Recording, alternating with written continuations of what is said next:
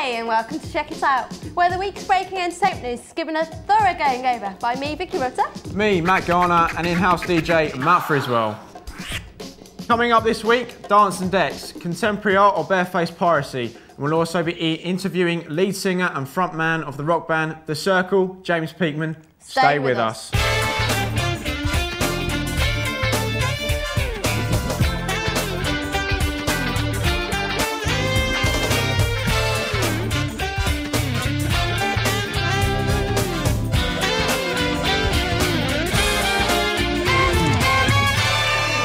Welcome back. In the news this week, Jordan mistakenly enters the Eurovision Song Contest after overhearing someone say that only the biggest tits enter the Eurovision. And now he may better be known as Blackadder's dung-eating psychic Baldrick, but actor and comedian Tony Robinson is claiming that there are in fact worse jobs out there than his cunning alter egos. We decided to send roving reporter Ollie Waters to catch up with him on his latest stand-up tour. Your new book, The Worst Jobs in History. Could you tell us a little about it? Yeah, I was filming actually at the Somme, doing something about Agincourt, and I couldn't understand about knights in armour. How could they stay in that armour for 9 hours at a time? And it was explained to me that each knight in armour had his own Formula One pit team, like Michael Schumacher does, and at the end of the battle it was their job to hose out the inside of the armour. And if you think that some of those knights would have been really scared, it would have been fairly disgusting in there. And I turned around to my producer and said, that must be the worst job in history. And we looked at each other and an electric light bulb appeared above our heads and dollar signs rolled in our eyes. What do you feel is the most interesting period in history? When we're doing Time Team, I think the periods that's my favourite is the one where you get the best archaeology from, which is bound to be Roman, almost invariably. You get such fantastic finds. But no, I'm most interested in people and in stories, and you know, you can find some of that if you're lucky at any period. It's just getting it right. So what kind of future projects have you got in the pipeline? I'm just about to start a 2-hour programme on the Holy Grail, and then after that the new series of Time Team starts, which we've already filmed, and I've just agreed to do 2 more years of that. And last week I was commissioned to make a second series of Worst Jobs in History, so got quite a lot on at the moment. So what's your worst job in history? I was once pushed into the most foul, fetid, shitty water in order to be a character in a film that John Wayne was in, and they didn't give me any injections. That was pretty disgusting. But quite frankly, practically everything that I did in Worst Jobs of History was fucking horrible. And Tony's book, The Worst Jobs in History, is available from all good bookshops now. Pushing the boundaries, or merely pressing the mute button, why would anyone make a silent movie anymore? We needed a GIMP to do this next report. Check it out. We sent the most intelligent and handsome bloke on the panel to investigate. Me. Hi, I'm here at the 9th Annual Deaf and Sign Language Film Festival at the Lighthouse in Wolverhampton. Let's take a look inside. Over 100 people have attended to admire half a dozen short films created for people with hearing disabilities, and the first ever feature-length film for the deaf community created by none other than Arthur Lunn.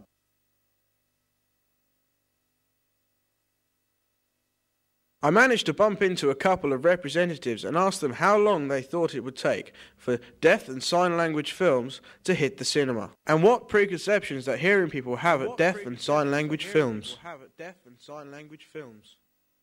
I'm sure it's going to happen one day. When is the big question, that's for sure. I think the important thing is really at the moment for the deaf community to see sign language films develop and to develop their skills in making those films.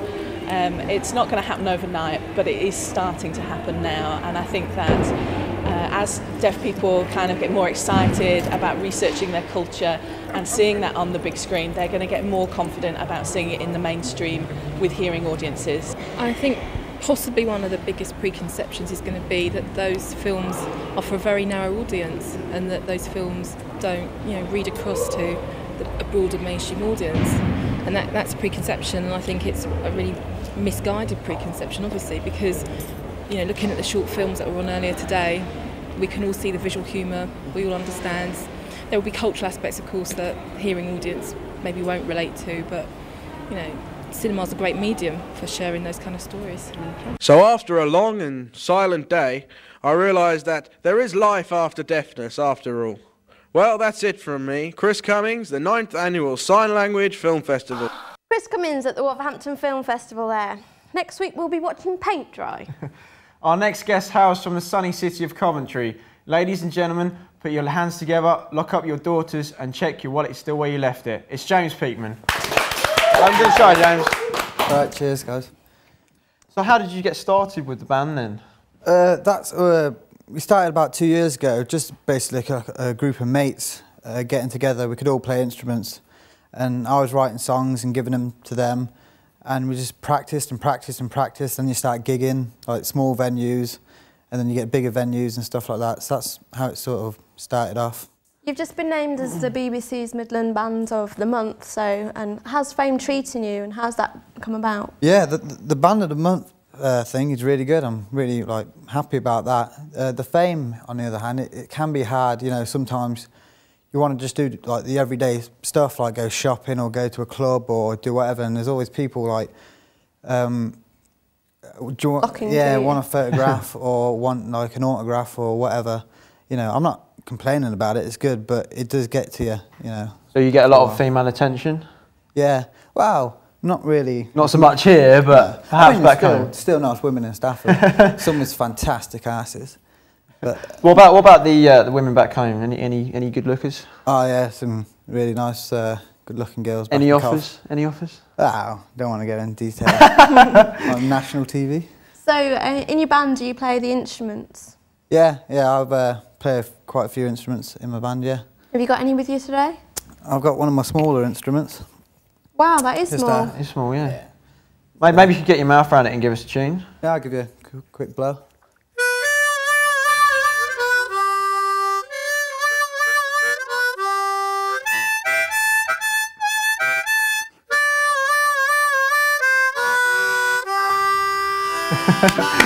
Alright, James. Nice hillbilly song there. So, what's next for you? Promoting the single and a lot more bigger gigs. Gig on Saturday in my hometown Coventry, which is I'm really looking forward to going back there. Promoting a new film that I'm doing on the side, sort of a fan film with my mate. Yeah, it's just stuff like this, interviews and promoting and stuff. What do you think about, as we briefly talked about Jordan and Eurovision, what do you think about that? Do you think it's a waste of time, it's just an attention seeker? It is a waste of time. Well, Jordan can't sing, she's just a big pair of tits. That's pretty much all. But, you know, Eurovision these days doesn't really mean anything as much as it did anyway. So, you know, whoever we enter has been crap like the last few years. So I don't really see any point in it. Jordan, do you think that's just an image thing? Do you think most Jordan, bands are about image? You know, she's just always after attention. Probably that's why she's doing that bloke, you know. Just, it's all attention with her. So. With, I hate bands on telly that actually mime. I mean, what do you think about that with your band? I mean, yeah, I agree. I don't like the miming thing. There's no need these days, you know. You've got technology these days where a good live sound can come out of a studio, you know, back in the 60s or 50s or whatever, yeah, they didn't have the technology to get a good recorded sound from a live studio, so they mimed it, you know, which is fair enough, but, you know, it's more in the pop industry they start miming. Definitely. There's no need, you know. It just sort of proves how fake it is, really, you know. So your new single, The Kaleidoscope, what's that all about? It's about, I was going through a bit of a rough patch with a few things in my life at the time, and it's sort of based around that, you know. Each verse is sort of saying what, you know, what bad thing was happening. So it's just like looking for a kaleidoscope and seeing all the different things, you know, but it's still all in one song. It's like it's a folky song, sort of Dylan influenced. So your inspiration really, it comes from your own experiences and the truth about your lifestyle really, as opposed to a song that's just come out of thin air? Yeah, most of my personal songs, you know, are about stuff that happened to me, you know, like getting marks robbed or whatever. You know, I like writing songs about stuff that happens to me. It's just better. I say it's more personal then. Yeah? Yeah. Excellent. Well, thanks very much for coming on the show, James. Oh, my pleasure, mate. We're quite fond of shameless self-promotion here on Check It Out, so we're going to play the new music video for the upcoming single, The Kaleidoscope. Check it out.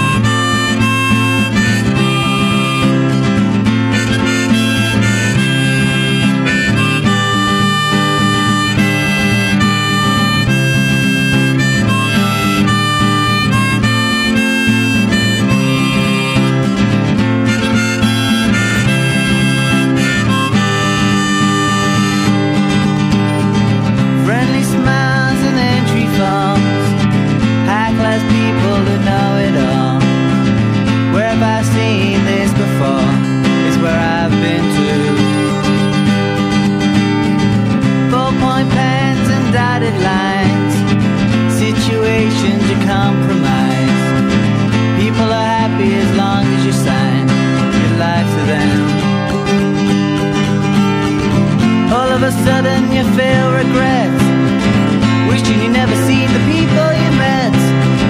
Man, this is the day you'll never forget, till it's over you. Children laugh and parents cry, house of love, friends alibis, wanting you to sacrifice like you told you should. Washed out men and inferior sons, people teach what's right and wrong, all believing that they're the one that can save us all. But those who can do and those who can't teach, streets are filled with calls for free speech. It's how far up society's ladder you reach while they're shaking it.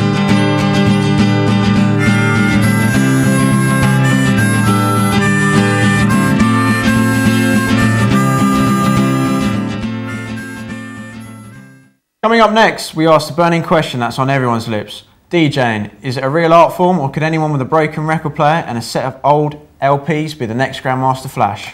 To help us answer this question, we have up-and-coming scratch DJ, Frizz. Hey. Welcome to the show, Matt. Hello there. So how long have you been DJing for?